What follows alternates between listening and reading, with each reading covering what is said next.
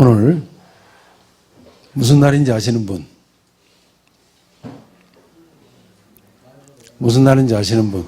지금 손든 분들은 자격들이 없는 분이고, 오늘 무슨 날인지 아시는 분?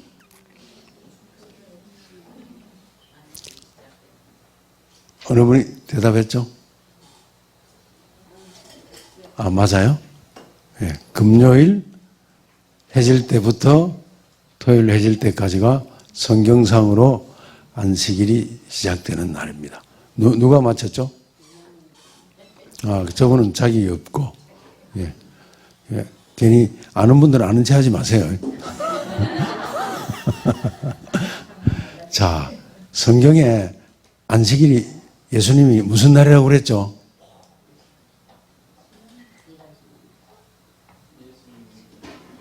누가 대답했죠? 어느 분이 그랬죠?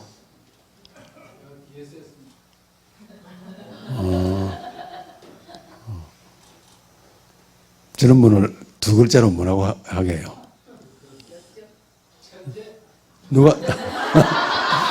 뒤에서 누가 했죠? 누가? 뒤에서 누가 했죠? 저런 분은 밉상. 다른 사람에게 기회를 줘야 되는데, 다른 사람한테 기회를 안 주니까. 성경에 얘기했잖아요. 예수님께서. 그죠? 안식일에 생명을 구하는 것이 옳으냐? 생명을 멸하는 것이 옳으냐? 어느 게 옳습니까? 구하는 게 옳죠. 그죠? 그리고 사람이 안식일을 위하여 있는 것이 아니요. 안식일이 사람을 위하여 있는 것이다. 굉장한 내용이에요. 그죠? 성경의 안식일은 하나님에 속한 시간이거든요. 내 안식일을 너에게 준다. 그러니까 하나님의 시간이 누구를 위해서 존재한다고요? 네, 나를 위해서. 또 그 중에서 누구를 위해서요? 생명이 꺼져가는 사람을 위해서. 생명을 구하는. 그래서 인자가 누구예요? 예수. 인자는 안식일의 주인이니라. 그러면서 38년 된 병자를 고치셨을 때는 사람들이 왜 안식일에 이렇게 하느냐니까 내 아버지께서 이날 일하시니 나도 일한다. 안식일은 하나님의 시간, 하나님이 사람을 위하여 생명을 살리시는 날. 이게 성경의 안식일의 정의예요. 정의예요. 이건 에덴 동산에서부터 나왔을 때 아벨이 양을 잡아서 하나님께 제단을 쌓았잖아요. 그죠? 그 양은 누구예요? 그러니까 아벨이 예수를 위하여 있은 거예요. 예수가 아벨을 위하여 있은 거예요. 예수님이 아벨을 위해서 제단에 생명을 바치심으로 아벨을 살리시는 거잖아요. 그게 십자가의 원리예요. 원리. 하나님이 우리를 위해서 일하시는 것이 지극히 합당하다. 우리가 하나님을 위해서 일하는 것이 아니다. 우리가 어떻게 하는 것을 하나님이 기뻐하신다고 그랬죠? 우리가 가지고 있던 잘못된 그걸 성경이 죄라 그러잖아요. 이걸 누구한테 떠넘기면 좋아한다? 예수님께 떠넘기면 예수님이 최고로 기뻐하신다. 우리가 우리 죄를 자백하면 저는 미쁘시고 의로우사 곧 우리 죄를 사하신다. 그리고 한 마리 길 잃은 양을 찾아 나서는 것을 99마리의 멀쩡한 양 버려두고 찾아 나서시는 하나님. 그분이 우리를 위해서 전적으로 우리의 생명을 구하기 위해서 일하는 시간이 안식일이다. 이게 복음의 현주소입니다. 그죠? 하나님께서 나를 위해서 내 생명을 살리신다. 그 의미를 제가 지난 안식일도 소개해 드렸죠. 그죠? 이 안식일은 어떤 일개 교파에 주어진 것이 아닙니다. 여러분들 혹시 안식일 교회 다니신 분 있으면 착각을 안 하세요. 이거는 원래 에덴 동산에 죄가 들어오기 전부터 안식일이 존재했었고, 유대인이 언제 존재했죠? 야곱이 12아들 생기면서 유대인이 생겼잖아요. 그 전에도 계속 안식일은 계속적으로 지상 역사의 마지막 아니 저 새하늘 새 땅에서까지도 안식일은 하나님과 우리 사이에 이어지는 생명의 통로입니다. 통로. 그래서 예루살렘 성전이라는 공간을 통해서 사람이 구원을 얻는다. 아니면 한국에 있는 뭐 큰 의료하기 전 예배당에 가야 구원을 얻는다. 이러면 못 가는 사람은 어떻게 되게요? 불공평하잖아요. 그죠? 그러잖아요. 그죠? 하나님 얼마나 공평하냐면 공간이나 물질에 두신 게 아니고 시간 속에다가 하나님의 임재를 두신 거예요. 그러면 가난한 자나 부자나 있는 지식이 있는 자나 무식한 자나 다 그 속에 다 들어갈 수 있잖아요. 그죠? 그래요, 안 그래요? 그 하나님의 사랑이 그렇게 무한한 거예요. 그래서 어떤 그 옛날에 유태인 중에 한 사람이 안식일을 가리켜서 시간 속의 지성소다. 하나님의 시간, 하나님의 임재가 있는 날이니까. 얼마나 이 감동적인 얘기인지 몰라요. 누구나 다 해당이 되는 거예요. 누구나 다. 나는 교회 안 다니고 아무것도 모른다는 사람도 해당이 되죠. 예수님이 이 땅에 오셔서 유대인들만 구해주신 게 아니고 저 갈릴리 저쪽 땅 유대인들이 사람 취급 안 하는 자기 동족인데도 안 하는 사마리아 땅, 그 다음에 저 가나안 지경 이런 데 다 다니시면서 절실하게 하나님을 찾는 사람들을 다 살려주시고 생명을 주셨거든요. 하나님은 일개 교파의 하나님이 아니고 어떤 무슨 민족의 하나님이 아니고 우주 전체를 하나님께서 창조하셨고 그 모든 만물에게 생명과 호흡을 친히 주시는 분이 하나님이시다. 여러분들 이제 가슴을 좀 크게 여세요. 하나님을 여러분 작은 가슴 안에 여러분들이 작은 지식 안에 가둬두지 말고 그게 우상이거든요. 그게 우상. 그래서 그 하나님을 향해서 여러분들 가슴을 확 여셔야 되는데 제가 성경을 보니까 마태복음 8장에 기가 막힌 내용이 나와요. 마태복음 8장은 어떻게 시작하냐면 예수께서 산에서 내려오시니 수많은 무리가 따르니라. 수많은 사람들과 예수님이 산에서 내려오는데 갑자기 웬 지저분하게 생긴 막 온데 붕대도 감고 지저분하게 생긴 사람 하나가 손살같이 달려와서 예수님 앞에 넙죽 엎드렸어요. 절했어요. 땅바닥에 넙죽 엎드리면서 하는 말이 주여 원하시면 저를 고칠 수 있나이다. 내가 원한다는 게 아니고 주여 원하시면 이 말이 참 희한하죠. 그죠? 예. 주여 원하시면 저를 깨끗하게 하실 수 있나이다. 우리가 하는 기도하고 완전히 다르죠. 그죠? 우리는 우리 소원을 우리 입장에서 아뢰는데 이 사람은 와가지고 주님이 원하시면 나를 깨끗하게 하실 수 있나 이렇게 물은 거예요. 근데 그 사람의 정체가 뭐였죠? 문둥병자였어요. 문둥병자. 이스라엘 역사에 있어서 예수님이 문둥병자를 이때 치유해 주시기 전에 딱 한 번 구약시대 때 문둥병을 고쳤던 선지자가 있었죠. 누구였나요? 예. 그 나만 장군이라고. 적국의 그 장군이죠. 그죠? 아람의 군대 장관 나만. 아주 용맹해서 그 나라 왕을 도와서 공을 많이 세운 사람인데 문둥병이 걸렸잖아요. 걸렸는데 길이 없죠. 그죠? 문둥병은 뭐냐면 전형이라 천벌받은 병이라 했거든요. 근데 그 이스라엘에서 포로로 잡아간 그 장군의 그 부인의 몸종 소녀 아이가 그 막 고민하고 하는 걸 보고는 슬쩍 지나가는 말로 야 우리 동네 우리 고국에 가면 선지자가 있는데 그 말을 듣고 이제 지푸라기도 잠다는 심정으로 왕에게 얘기하니까 왕이 가라 하면서 막 물자 챙겨주고 이 진서까지 써갖고 이스라엘 왕이 주잖아요. 이스라엘 왕이 그 진서를 받아들고는 막 가슴을 치잖아요. 막. 옷을 찢었다고 나오죠. 왜냐하면 문둥병자 고치내라니까. 당시에 문둥병자는 고칠 수 없는 천형이라고 생각했잖아요. 그죠? 그래가 막 고민하고 있는 소리를 듣고는 엘리사가 그 얘기를 듣고는 전가를 보내지 않습니까? 왕이여, 걱정하지 마시고 나한테 보내세요. 근데 나만 장군이 엘리사에게 왔을 때는 엘리사가 어떻게 고쳐주냐면 접촉을 안 해요.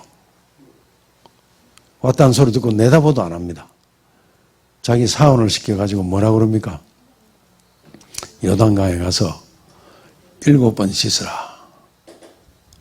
그 나만이 팍 화가 나잖아요. 폭발하잖아요. 그죠? 아니, 이렇게 내가 왕의 그까지 들고 참 이렇게 큰 나라의 장군이 왔는데 코빼기도 안 보이다니. 그러면서 돌아가자 하잖아요. 그죠? 근데 따라온 사람들이 그래도 여기까지 왔는데 한번 해봅시다. 그래가지고 요단강 7번 씻으니까 살이 애기살처럼 됐다가 나오잖아요. 예수님은 상황이 달라요. 그때 한 번 있고 예수님 때까지 한 번도 문둥병이 나왔다는 기록이 없거든요. 근데 예수님 앞에 나온 나병 환자는 덜썩 엎드리면서 제가 이 구절, 이 나병 환자 입에 나온 구절이 참 신기하잖아요. 그죠? 주님 내 병 좀 고쳐주세요가 아니고 주께서 원하시면 나를 고칠 수 있나이다. 이게 참 상상을 초월한 얘기잖아요. 그죠? 그러니까 예수님이 덜렁 뭐 했죠? 덜렁 다가가서 문둥병자에 손을 대셨잖아요. 엘리사하고는 또 다르죠. 손을 턱 대면서 내가 원하노니 내가 원하노니 이렇게 문둥병이 나왔죠. 당시에 문둥병은 이렇게 사람 보이는데 앞에 나와서 고쳐달라고 할 수 있는 병도 아니었거든요. 이건 절대 무서운 병이 돼가지고 그 성경의 기록을 보면 길 가다가 정상적인 사람들이 오면 길 밖으로 나와가지고 얼굴을 돌아서가지고 자기 신분을 밝혀야 돼서 나는 부정합니다. 부정하다. 그럼 사람들이 오다가 피해가게끔. 만약에 안 그러고 그냥 사람 앞에 나타나면 어떻게 돼요? 돌 맞아 죽죠. 우리 대한민국도 옛날에 문둥이 시대인 거 알죠? 옛날에 인심이 좋아가지고 우리 동네 전쟁 직후 거지들이 많았잖아요. 오면 거지들 깡통 들고 오면 이렇게 집에서 이렇게 어머니나 할머니들이 쌀도 주고 뭐 남은 밥도 주고 뭐 이렇게 반찬도 담아주고 했잖아요. 근데 유독 어떤 거지만 들어오면 쫓아낸 줄 아세요? 문둥병자 거지만 들어오면 쫓아냈어요. 막 동네 들어오고 누나가 막 야단치고. 불과 지금도 비슷할걸요. 제가 한국에 있을 때 친하게 지내던 난자촌에 그 전도사 부부가 있었어요. 그 사람들은 난자촌에 이제 봉사하기 위해서 들어갈 때 갓 결혼하고 들어갔어요. 부부가 20대 때 결혼을 하고 난자촌에 있는 교회에 이제 전도사로 간 거예요. 가서 거기에서 6년인가 있으면서 아들을 둘 낳았어요. 아들을 둘 낳았는데 아들이 커가지고 이제 6살인가 되니까 학교 가야 되잖아요. 얘들은 문둥병자가 아니거든요. 그래서 그 동네에 있는 학교에 입학시키러 가니까 학교 학부형들이 난리가 난 거예요. 절대 우리 학교 못 온다. 그 얘들은 성안애인데 할 수 없어서 그 부부가 그 길 나왔어요. 나와가지고 저 강원도로 이사 가가지고 이제 학교를 넣었거든요. 우리 한국도 얼마 전까지만 해도 그랬어요.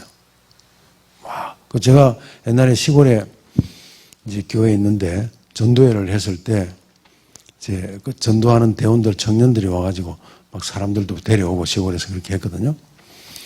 근데 이 청년이 한 할아버지를 데리고 왔는데 머리가 하얗고 할아버지를 데리고 왔는데 이 할아버지가 눈썹이 없더라고요.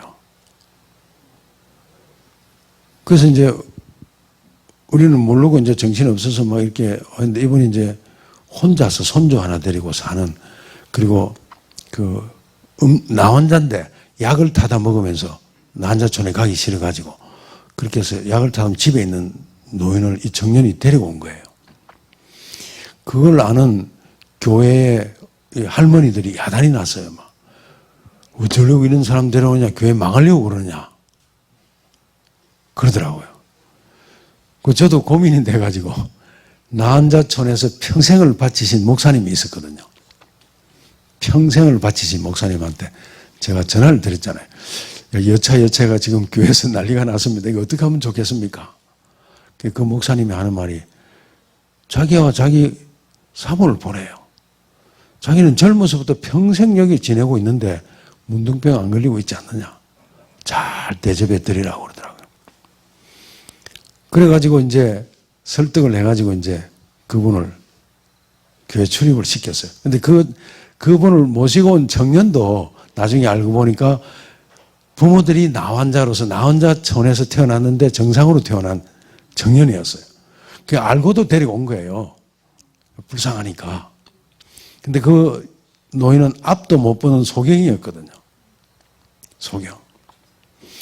그래서 이제 그 목사님 얘기를 듣고 설득을 잘 해가 겨우겨우 해가지고 나중에는 이제 그 반대하던 할머니들이 그 앞 못 보는 노인이 교회 차 타고 오면 가서 손을 잡아가 인도하고 막 이런 일들이 일어났어요.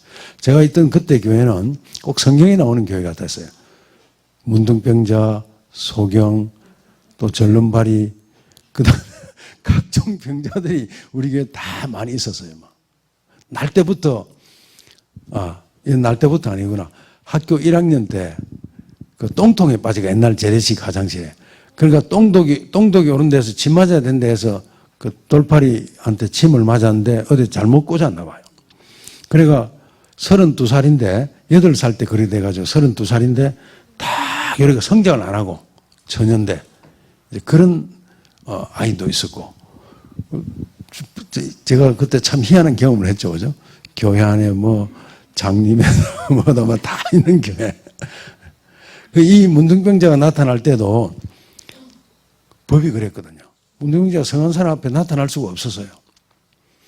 근데 이 문둥병자가 예수님 앞에 털썩 나타나가지고 이 예수님한테 원하는 내용도 참 희한하잖아요. 그죠? 당신이 원하면 나를 고칠 수 있습니다. 이런 말을 한 거예요. 왜 그런 말이 튀어나올 수가 있었을까? 왜? 그래서 제가 성경을 보니까 이 산에서 내려오신이 돼 있잖아요. 요 앞에 거슬러 올라가니까 5장에 가니까 산에 올라가셨다는 구절이 나와요. 여기 보면 성경에 보면 마태복음 5장에 이 기사가 시작합니다. 예수께서 무리를 보시고 산에 올라가 앉으시니 이렇게 나오잖아요. 올라가셔서 내려올 때 사이에 뭔가가 있었는 거예요. 이 문둥병자가 길을 가다가 막 이렇게 사람들이 오니까 숨었죠. 숨어서 있는데 산에 쭉 올라갔는데 여기 산에 올라가신 예수님이 입을 열어 가르쳐 이르시되 예수님의 소리가 이제 낭낭하게 울려 퍼지는 거예요. 많은 사람들하고 그 당시 소문에 막 떠들던 예수하고 올라가는 그 모습을 보고 문둥병자가 자기도 숨어가지고 몸을 가리우고 그걸 듣기 시작한 거예요. 산 밑에서. 그 산이 높은 산이 아니라고 그러더라고요. 저는 안 가봤는데 팔복산, 야트막한 산이래요. 그 밑에 숨어갖고 이제 듣는데 예수님의 입에서 나온 첫 마디가 우리가 이제 팔복이라고 그러잖아요. 그죠? 팔복 혹은 산상보훈, 산상수훈.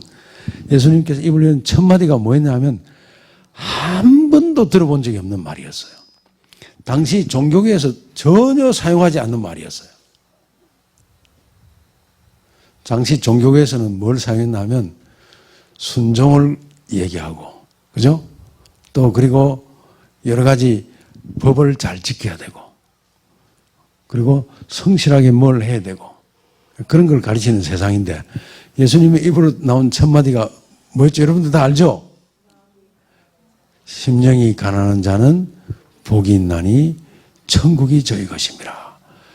그 전까지는 어떤 납비도 어떤 제사장도 어떤 서기관도 그런 식의 가르침을 준 적이 없었어요. 심령이 가난한 자는 복이 있나니, 마음이 가난한 자는 복이 있나니 뭐가 저희 것이라고요? 지금까지는 천국 가는 사람들이 다 부자고 병 안 걸리고 그리고 좋은 가문에 이런 사람들이 다 천국 가는 사람처럼 인식이 되게끔 가르치고 있었거든요. 그런데 심령이 가난한 자는 복이 있나니 천국이 저희 것이며, 그 올라간 사람들도 다 처음 들었고 이 나은 자는 수모가 듣는데 이게 가슴이 떨리기 시작한 거예요. 심령이 가난한 자는 복이 있나니 천국이 저희 것이며. 그러면서 예수께서 계속 이야기하잖아요. 그죠? 애통하는 자는 복이 있나니 저희가 위로를 받을 것이며 온유한 자는 복이 있나니 저희가 땅을 기업으로 받을 것이며. 여러분 복 받는 거 좋아하면 이 팔복을 줄줄줄 외워야 되겠죠. 그죠? 예. 심령이 가난한 것이 천국의 첫걸음이라 그렇게 가르쳤는데 우리가 그걸 알아야 되겠죠. 그죠? 심령이 가난한 거 뭐예요? 심령이 가난한 자는 복이 있나니 교회 다니시나요? 뭘까요? 심령이 가난한 자는 복이 있나니 천국이 저희 것이며. 그건 똑같은 말인데 심령이 가난한 자는 우리 노래도 부르잖아요. 그죠? 심령이 가난한 자는 천국 많이 불렀죠? 막상 물으니까 대답을 못하네요. 그죠? 심령이 가난하면 천국이 저희 것인데 심령이 가난하다는 것이 뭘까요? 예? 어려운 사람을 도와주는 것. 그건 심령이 가난하다기보다 심령이 넉넉해야 도와주죠. 홍정옥님, 천국 좋아하잖아요. 여기 첫날 와가지고 천국 지옥이 있습니다 했잖아요. 그죠? 천국 갑시다 했잖아요. 그 천국 가는 예수님이 딱 길을 보여주잖아요. 심령이 가난한 자는 복이 있나니 천국이 저희 것입니다. 심령이 가난한 것이 뭘까요? 갈급한 마음. 갈급한 마음. 그럴듯하기는 하네요. 또 어떤 분이 대답해 오세요. 괜찮아요. 틀려도 괜찮으니까.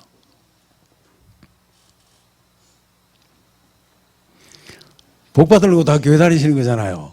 그게 예수님이 복 받는 길을 가르쳐 주셨는데. 민정이는 뭐라고 생각할까? 뭐라고 생각할까?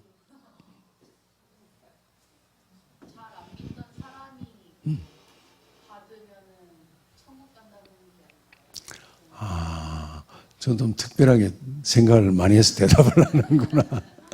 갑자기 물으니까 뭔지 좀 헷갈리죠. 그죠?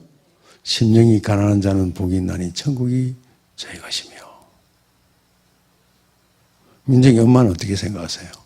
심령이 가난하다는 게 뭘까요?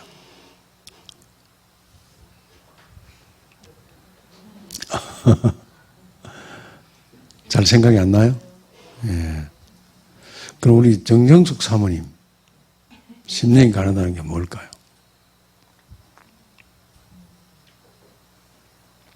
그러니까 자신이 너무나 부족하고 정말 자기의 부족을 알고 하나님 앞에 나올 수 있는 사람이에요.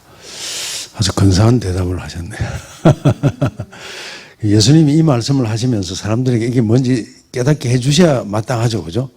이게 뭐 추상적으로 쭉 말씀 던져놓고 뭐 너희들이 알아서 각각 해석하라 하면 이건 말이 안 되잖아요. 그죠?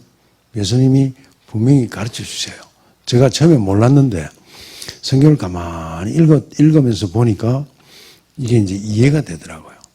예수님이 이 말씀을 하시고 여러 가지 말씀하신 다음에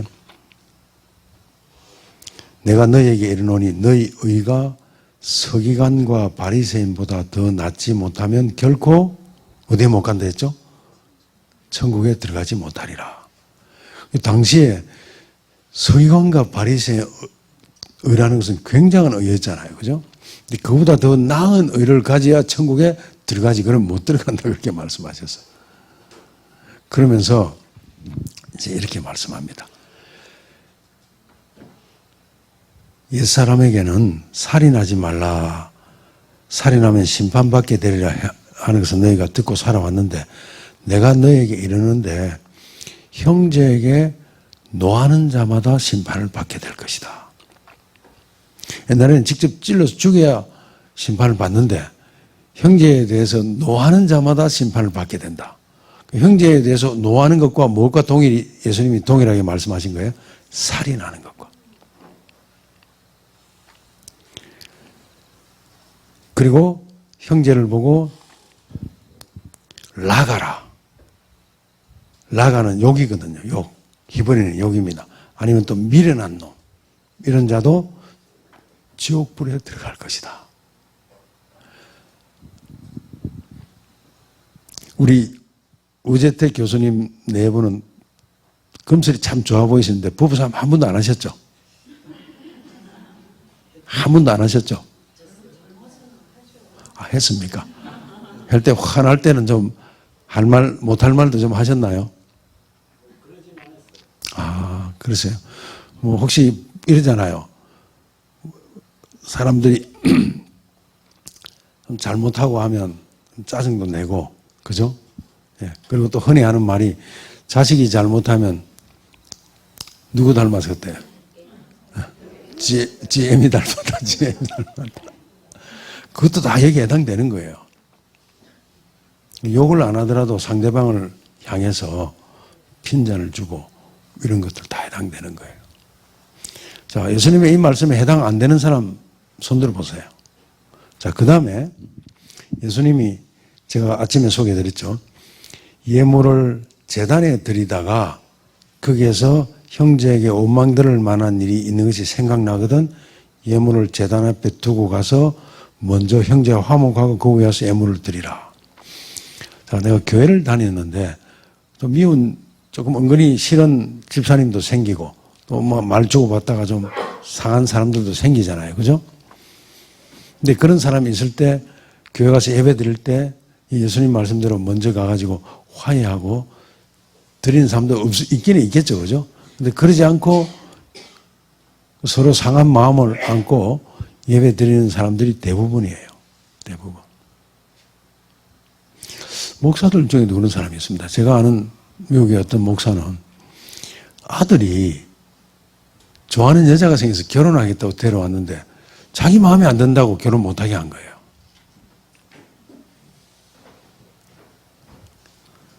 그래도 엄마는 아들이 좋아하는 여자니까 맞지 해가지고 결혼을 하게 됐어요. 성인이니까. 그게 목사님이 그 결혼식을 안 간 거예요. 화가 나가지고. 안 가고 하나님 앞에 가서 예배 드리면 어떻게 돼요? 그럼 예수님 말씀하고 안 맞잖아요. 그죠? 그 아들 마음은 얼마나 아플까요? 그죠? 그건 극단적인 예지만 우리가 소소하게 그런 예가 많아요. 소소하게 서로가 이렇게 어긋졌는데도 심지어는 같은 교회에 있으면서도 화해하지 않고 그냥 하나님 앞에 예배 드리는 거. 예수님 지금 그 말씀 하는 거예요. 그 다음에 음욕을 품고 성경은 한국 비슷해요. 남자가 대표로 나왔는데 그 안에 누구도 포함돼요? 여자도 포함됩니다. 무슨 얘기인지 아시겠죠? 한국도 그러잖아요. 한국도 족보책에 남자들만 올라가지만 여자도 포함되듯이 예수님 말씀에 남자를 얘기한다 여자들이 나는 아니다 생각하시면 안 돼요. 뭐라고 하냐면 나는 너에게 이르노니 간음하지 말라 했다는 것을 너희가 들었으나 나는 너에게 이르노니 음욕을 품고 여자를 보는 자마다 마음에 이미 간음하였느니라.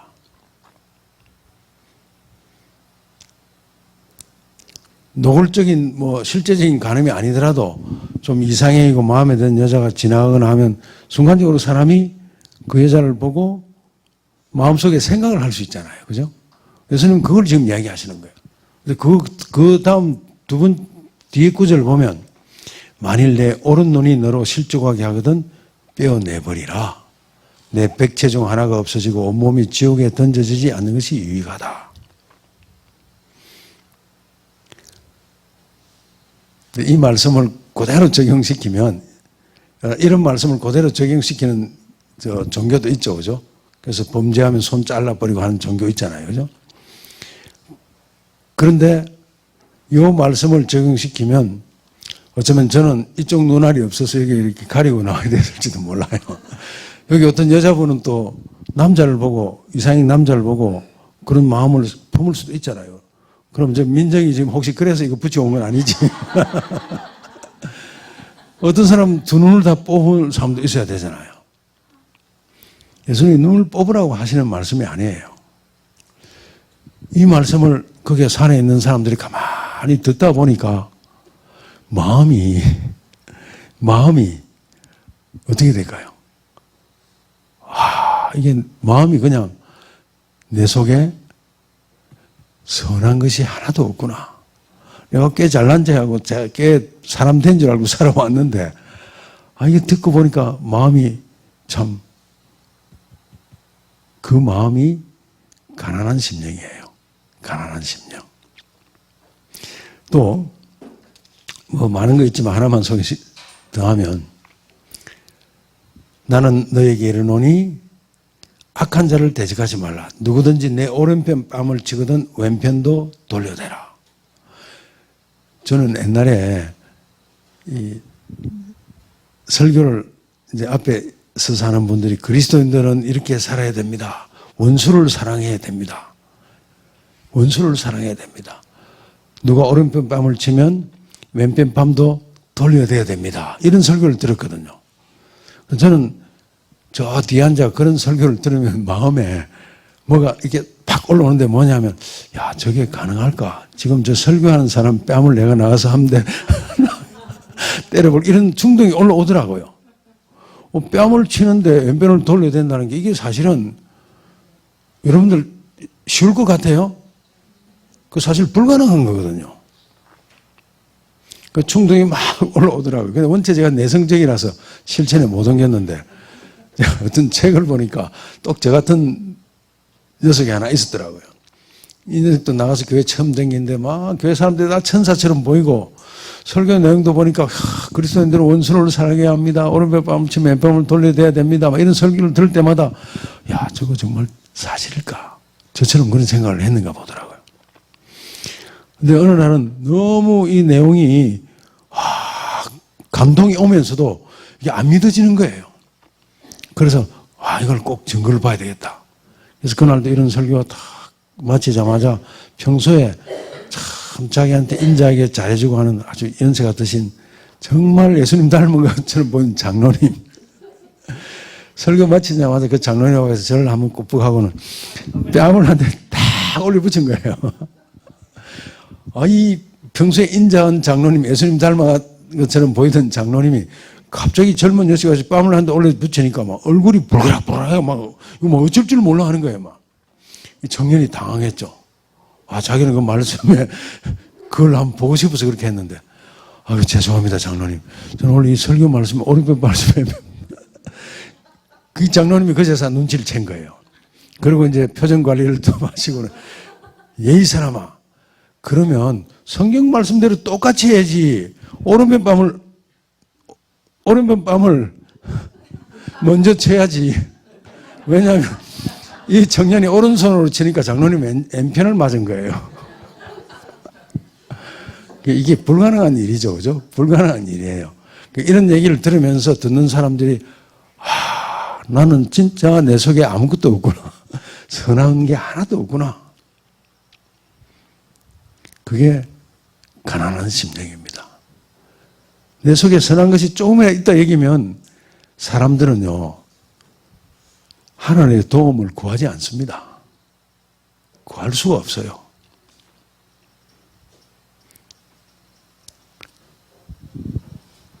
이해를 돕기 위해서 또 하나 얘기해 드릴게요. 이것도 제가 어디서 본 책에서 본 얘기인데, 이 사춘기에 있는 여중학생, 딸아이가 하나 있었어요. 딸아이 때는 얼마나 참 고상하게 보이고 예쁘게 보이고 친구들한테 그거 하려고 하는데, 얘는 고민거리가 하나 있었어요. 학교에서 학부형만 소집하면 얘는 막 그냥 이게 막 기분이 나빠지기 시작하는 거예요. 왜 그러냐 하면 엄마가 오는 게 죽기보다 싫은 거예요, 학교에. 다른 애들 엄마는 다 멋있게 차려입고 얼굴도 반듯하게 오는데 자기 엄마는 화상을 입어가지고, 화상 심하게 입은 얼굴 봤죠? 얼굴이 막 그렇게 익어가지고 막 쭈글쭈글 돼 있는 얼굴 있잖아요. 막 괴물 같은 얼굴이잖아요. 이 엄마는 딸을 사랑해서 학교에서 학부형 호처럼 오는데 이 아이는 오는 게 막 죽기보다 싫은 거예요. 오지 말라고. 근데 어느 날 엄마가 오지 말랬는데 또 오니까 아이가 완전히 이게 막 제정신을 잃어버리고 뛰쳐나가버린 거예요. 저녁에 이제 늦게 아이가 들어온 거예요. 와가지고 막 오자마자 엄마에 대놓고 또 막 공개하는 거예요. 내 체면이 뭐냐고, 나를 뭐 하면서 막 막 난리를 치는 거예요. 이 엄마가 아이가 좀 진정될 때 아이를 불러앉히고 얘기를 좀 해줘야 되겠다. 네가 클 때까지는 얘기를 안 하려고 했는데 얘기를 해줘야 되겠다 하면서 어느 날 네가 갓난아기 때 집에 자고 있을 때 밖에 나가서 저 멀리 떨어진 밭에서 일을 하고 있는데 동네에 불이 났다고 난리 난 거다. 쫓아가 보니까 우리 집에 불이 난 거예요. 근데 불길이 이미 확 솟아 올라온 거예요, 막. 근데 누가 있죠, 안에? 아기가 있는 거예요. 누가 뛰어들어갈 사람 누구밖에 없어요? 엄마, 물불을 안 가리고 뛰어들어가지고 아이를 막 감싸고 나면서 자기는 다 타버린 거예요. 이 얘기를 그 딸이 들으면서 딸의 마음이 어땠을까요? 그 가난한 심령이에요. 가난한 심령. 우리가 예수님을 모르고 예수님의 사랑이, 예수님의 십자가 희생이 뭔지 모르고 사는 사람들이 더 대부분이잖아요. 근데 어느 날 예수 그리스도의 십자가의 사랑이 내 마음속에 쫙 밀려오면서 나 때문에 나를 살리기 위해서 저 처참한 저 자리에 서셨구나 하는 것을 느낄 때 내 마음속에 일어나는 마음, 그 가난한 심령이에요. 그 가난한 심령이 가난한 자는 복이 있나니 천국이 저희 것입니다. 그 딸아이가 엄마의 그 사랑을 깨닫고 엄마 앞에 정말 자기가 잘못했잖아요.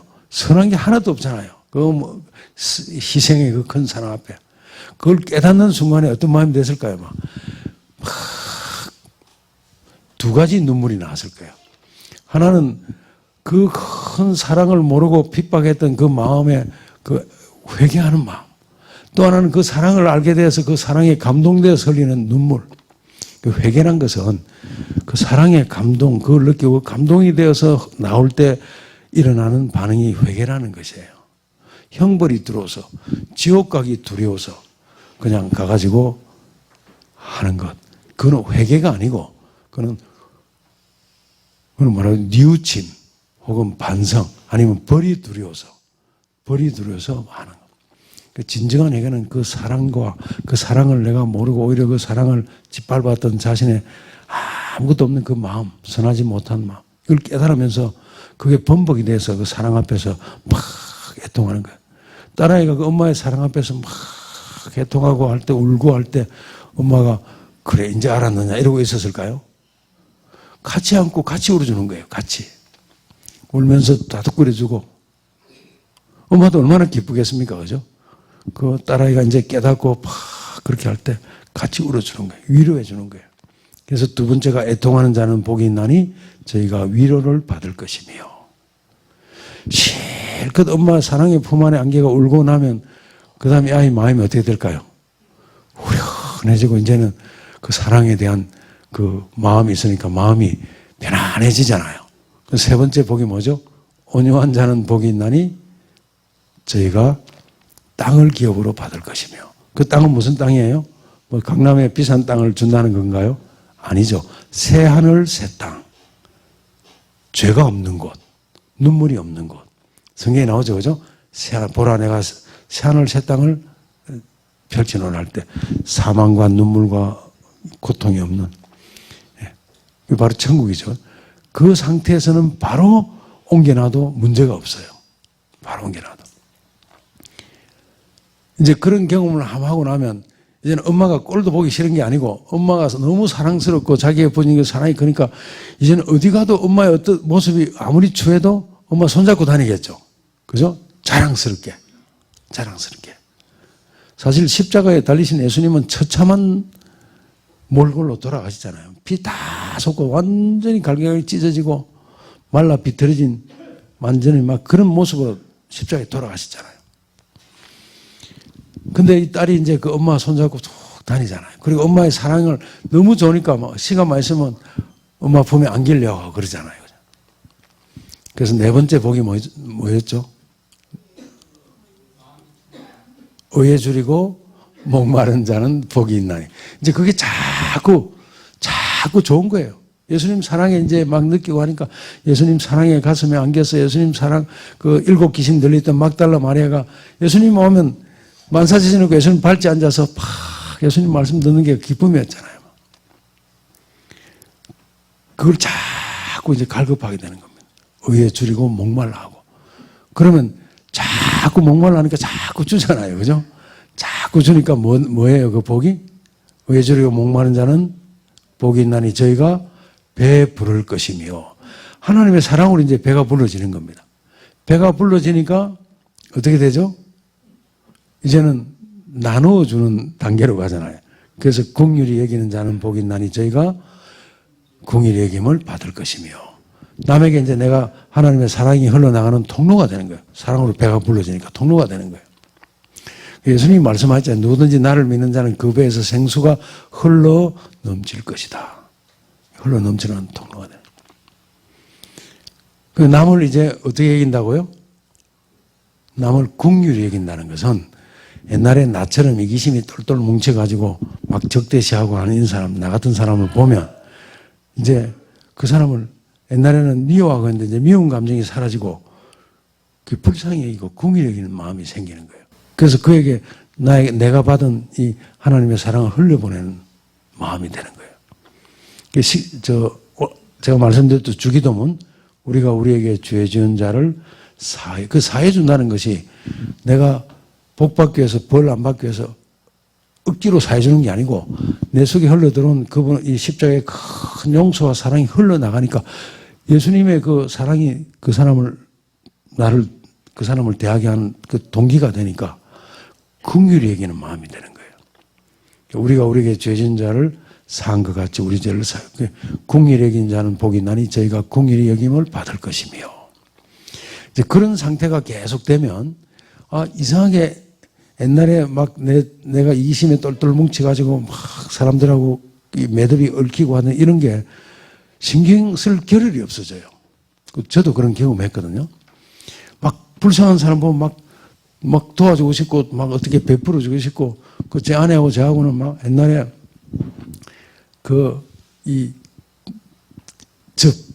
막 당근하고 이런 재료 있잖아요. 자루에 싸가지고 그때 녹즙기가 없으니까 싸가지고 가가지고 막 그 사람들 도와주고 뭔가 베풀어주고 싶은 마음이 막 옛날에는 그런 말 하나도 없었거든요. 근데 그게 자연스럽게 막 우러나기 시작하는 거예요. 그러다 보니까 우리의 문제, 우리가 부대끼고 막 스트레스 받고 하던 이런 문제들이 그냥 잊어버리고 산 거예요. 내가 생수가 흘러나가는 통로가 되다 보니까 나의 고민, 나의 잘못 이런 것들이 뭐 생각이 안 나는 거예요. 전에는 막 성경을 보면서 뭐 죄가 어떤 것이고 죄를 뭐 하기 위해서는 어쩌고저쩌고 막 이런 지식이 아무 소용이 없어지는 거예요. 사도 바울이 그걸 로마서에서 표현하신 거예요. 은혜로 우리가 율법 아래 매인 자가 되는 게 아니고 그 의미를 제가 그때 깨달은 거거든요. 율법 아래 매인 자가 아니고 그 마음에 그냥 율법이 자연스럽게 우리가 이런 말 하잖아요. 법 없이도 살 사람. 그 사람은 법을 어기고 사는 사람이에요. 아니면 법에 그냥 일치하는 삶을 사는 사람이에요. 그 사람은 이 사법전설을 모르고 법도 몰라요. 그런데 그 사람 살아가는 삶 자체가 그냥 그렇게 살아가는 거예요. 그럼요. 그죠. 법을 알아서 그거 하려는 게 아니고. 그럴 때 사랑에 젖어서 그 사랑의 통로가 되면 법 아래 매인 자가 되는 게 아니에요. 자연스럽게 이루어지는 거예요. 그렇게 살아가니까 그 다음 복이 뭐죠? 마음이 나도 모르게 마음이 청결해지잖아요. 마음이 청결한 자는 복이 있나니 저희가 뭘 본다고요? 이건 진짜 기가 막힌 복이에요. 하나님이 다른 사람은 못 봐도 하나님을 대면하여 얘기하는 느낌을 가질 수 있어요. 여러분 그 경험들 여기 계실 때 한번 해보세요. 예를 들면 제가 어떤 속상하고 뭐 이런 일 내가 잘못한 뭐 이런 문제가 있어가지고 저는 하나님과 대면하여 얘기하는 기분으로 기도를 참 많이 했거든요. 예를 들어서 논에서 일을 하다가 여러분들 농사 지어 보신 분 있나요? 논두렁 붙인다 하는 게 있어요. 모내기 하기 전에 물 대가지고 로타리 치고는 물 안 빠져나가게 다 이렇게 두릉 만들잖아요. 혼자서 쫙 하다가 이제 성령께서 마음에 깨닫게 하시잖아요. 그러면 제가 하늘을 보고 기도를 하거든요. 하늘을 보고 이렇게 마음에 있는 것을 친구에게 하듯이 하늘을 보고 이렇게 주저리 이야기합니다. 그러면서 대화하면 또 하나님께서 마음에 주시는 느낌이 오거든요. 아, 하나님 이렇죠. 내 마음에 이런데 이게 맞습니까? 하고 물어보잖아요. 그러면 하나님께서 만면에 그렇게 자비로운 웃음을 띠시고 나와 대화를 하세요. 대화를. 그리고 하나님과 이야기하면 이렇게 할까요? 그래, 너 그렇게 하는 게 맞다. 그럼 제가 그 말씀을 따라가가지고 이렇게 하면 이상하게 꼬였던 게 그냥 쫙 풀리는 거예요. 여러분, 하나님을 믿는 것은 영의 세계입니다. 영의 세계. 그래서 지난번에 말씀드렸죠. 삼가 이 소자 중에 하나라도 없인 여기지 말라.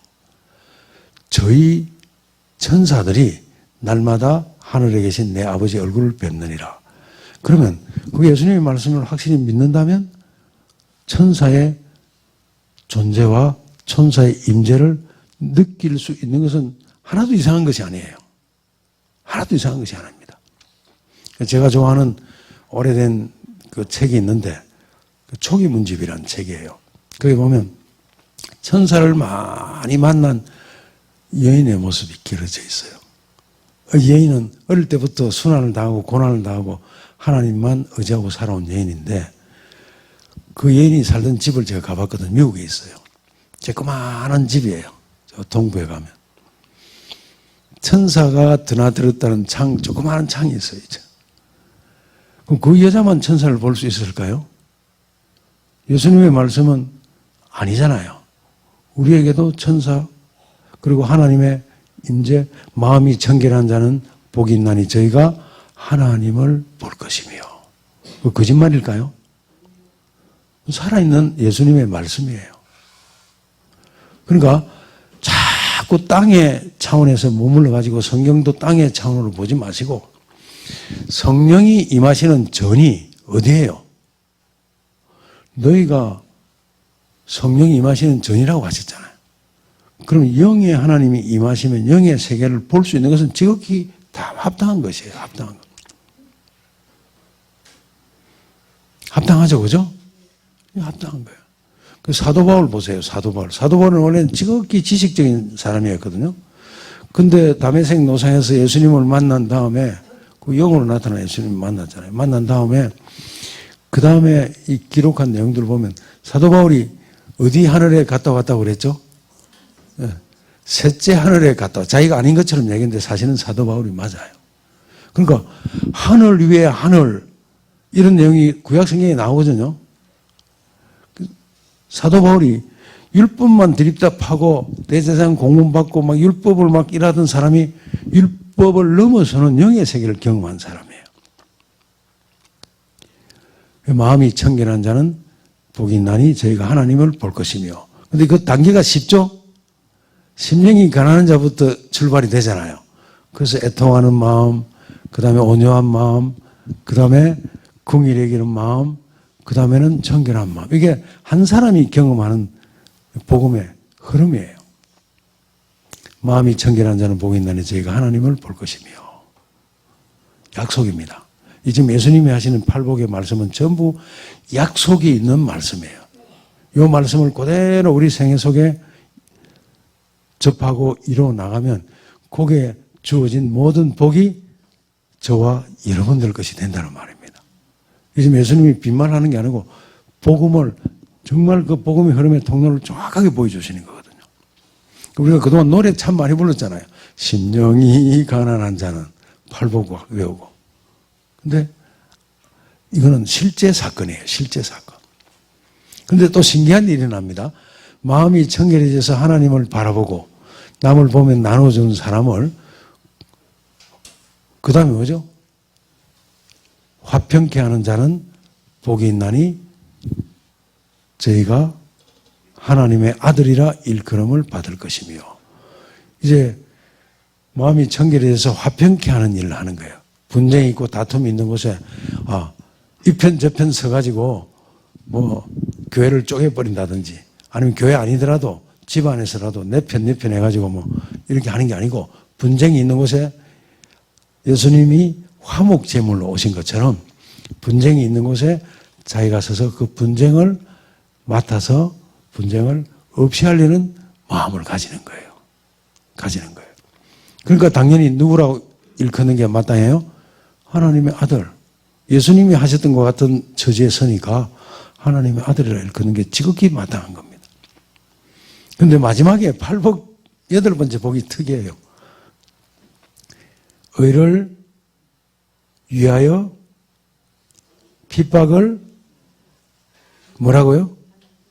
네, 받는 자가 아니고 받은 자는 복이 있나니 천국이 저예요. 그건 실제의 천국.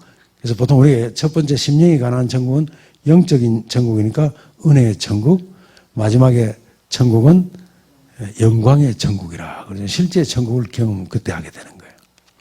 그래서 이 땅에서 예수 그리스도의 사랑을 깨닫고 자신의 선한 것이 하나님을 깨달은 사람은 이 땅에서도 천국 생활, 그죠? 은혜의 천국을 누리다가 그 천국이 실제 영광의 천국까지 이어지는 거예요. 그래서 이 땅에서 예수 그리스도를 영접한 사람은 죽어도 살겠고 생명의 부활에 일어나고, 그죠? 이 땅에서 사는 여러분들의 70, 80, 90, 100세까지 산 것도 영생의 일부분입니다. 일부분. 그래서 셋의 후손들은 연수가 다 기록이 되고 가인의 후손들은 연수가 기록이 없다고 말씀드렸잖아요. 그죠? 지금 여기에서 정말 여러분들이 십자가를 바라보고 가난한 심령이 되어서 예수 그리스도를 개인의 구세주로 영접하고 그분의 사랑을 먹고 사는 사람들은 지금 사는 삶이 영생의 삶이에요. 사도 바울이 우리를 하늘에 앉히셨다, 영생을 얻었다, 이런 표현을 쓰는 게 바로 그런 뜻이에요. 그런 뜻. 그러니까 이 땅에서도 영생의 삶의 일부분을 사는 사람을 병마가 자기 마음대로 잡아다 끌어다가 그냥 처참하게 없애버릴 수 있을까요? 그리고 너무 늦었다 할지라도 그가 그리스도의 사랑을 깨닫고 사랑 안에서 사랑을 먹으며 살기 시작하면 그는 죽어도 사는 생명을 소유하게 되는 것입니다. 산 밑에서 가만히 듣던 문둥병자가 자기처럼 가난한 심정을 가진 사람이 없거든요. 자기처럼. 그러니까 산에서 예수님이 내려올 때 막 손살같이 이 달려가는 문둥병자의 눈에 누구밖에 안 보였을까요? 수많은 사람들이 자기를 돌 던질까라는 이런 생각은 싹 사라지고 내려올 때 예수님만 클로즈업 때가 보이는 거예요. 막. 달려가자마자 예수님을 엎드리면서 굉장한 기도죠. 그죠? 주여 당신이 원하시면 나를 깨끗게 하실 수 있나이다.